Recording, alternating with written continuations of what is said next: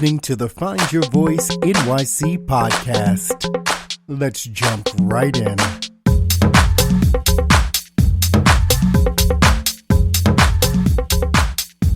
And welcome back to another episode of Find Your Voice NYC podcast. Let's jump right in. FOMO. Now, we've spoken about fear of success before. And I'm sure you all know what FOMO is, which is fear of missing out. But we're going to speak about a very specific angle of FOMO today, and this is career FOMO.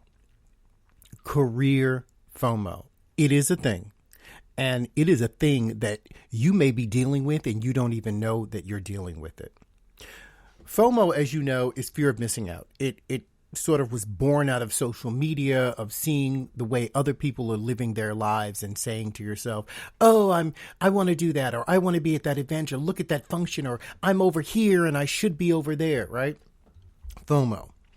Career FOMO is essentially the same thing, but it's based around your career. It's focused on your goals and your success. So let's say you're an artist and you release an album, and someone else releases an album. Their album gets awards and they get more traction than you, but you have a, quote, better album than they do. And so what are they doing? And I need to be over there, and what's happening there, right? It's not professional jealousy. It really is that fear that if you don't align yourself in a certain way, you're not going to have a certain level of success. But, and here's the caveat, you don't know what that alignment is, right? It's like you're looking for that magic number, but you don't know what that number is. So you keep saying, okay, I'm either going to do everything and not do any of it well, or I'm not going to do anything at all, because if I make the wrong choice, then I'll be missing out. FOMO either causes people to do this amazingly poor job at multitasking, or FOMO causes people to do nothing and stay stagnant in their careers. So today we're going to be talking about 3 tips, 3 things that you can do to combat that FOMO. Okay. The first one is get specific. When people talk FOMO, they often talk how they feel and what they should do and if they were this and perhaps they were that and all of this kind of stuff, right? You deal in the past, you deal with potential for the future, but you don't deal with your present. You don't deal with the now. You don't look at your current resources. You don't assess your skill set. You don't look at your abilities. You haven't done any SWOT analysis. Nothing. None of that. It's just really about fear. And as we all know, fear in any form is irrational. Right? It serves a purpose, especially if you're out in the wilderness and you hear a bear. Fear is a real good thing to have. But when it comes down to this scenario, it becomes yet another roadblock. So get specific. What exactly are you afraid of? More specifically, what are you afraid of missing out on? What are you not doing that you want to be doing? What are you doing that you don't want? What are you doing that you do? What would you like to be doing? Ask yourself the tough questions. Get into that. Get specific about what your goals are, what your goals aren't. Understand the difference between your goals and your aspirations, your dreams, that sort of blue sky thinking that we all have. You know, I still want to go, at the Universal Space Station and look down upon the earth and say, oh my goodness, the awe and wonder. At 48, I don't think that's a possibility. I just don't think that's going to happen, but it doesn't stop me from dreaming. Right? It doesn't stop me from doing the things that I believe are necessary to get there. I still go to the gym. I still take care of myself. I still eat as healthy as possible. Right? And while that's not the ultimate end-all be-all goal, that dream drives passions that still benefit me. Your dreams have a place. There's a reason for them. Don't lose them. Don't let anyone take them from you. But remember, a dream is not a goal until it has an action plan. And unless I'm really trying to get a job at NASA and become an astronaut, it is a dream. Get educated. You can sit around and look at this one and that one and the other one and say, oh, well, this person is doing this and this person is doing that, and Instagram filter on Valencia, and oh, she looks amazing, and look at him, he's so this, right? How much of that is real? How much of that is what people want you to see? I put something up on Instagram the other day on the Find Your Voice NYC Instagram page where it says what people see, and it was like the tip of the iceberg. And then it was what they don't. It was all the stuff underneath, all the suffering, the hard work, the perseverance, the giving up, the letting go. That's the stuff that people don't see.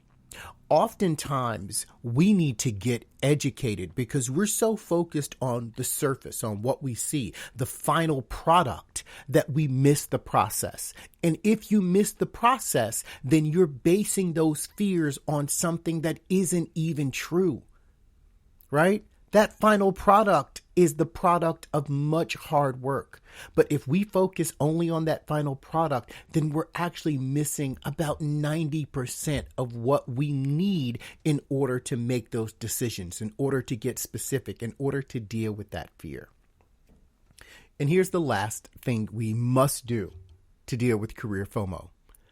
Get real. Get real with yourself. Get real with your resources. Get real with your skill set. Get real with your ability. Get real with your passion. Get real with what drives you, what motivates you. Get real with your feelings. There are a lot of things I'm good at. There are very few of those things I actually want to do for the entirety of my life. It is not even remotely interesting to me, some of these things. And I can do them without batting an eye. Get real with yourself. If you don't get real with yourself, here's what happens. You're going to lock yourself into a trajectory where FOMO becomes your modus operandi. And you will constantly look and say, I could be, I should be, I want to be, I don't know how to be, I can't be. It's going to become this reinforced narrative over and over and over and over again. And at a certain point, that narrative becomes how you view yourself. You can't move away from it. You can't stop it. It just becomes almost a personality trait, if you will. And this becomes who you are. Interrupt that cycle by today. Interrupt that cycle. Take out your pen and paper. Sit down someplace. Interrupt the cycle today by A, getting specific. Really do an assessment of your skills, your resources, your desires, what jobs you're good at, what jobs you want to do, and really do that alignment. Get educated. Know what you need in order to be successful. Get a coach, get a mentor, get someone on your side, find your tribe, get people to assist you in making those decisions, because that is where the power comes from. The power is through the process, and the process requires people to help you to move through it. And get real. Be real with your motivations. Be real with what it is you want to do, what you don't want to do. Be real with who you are and how you are. Be real with yourself and be real with the process.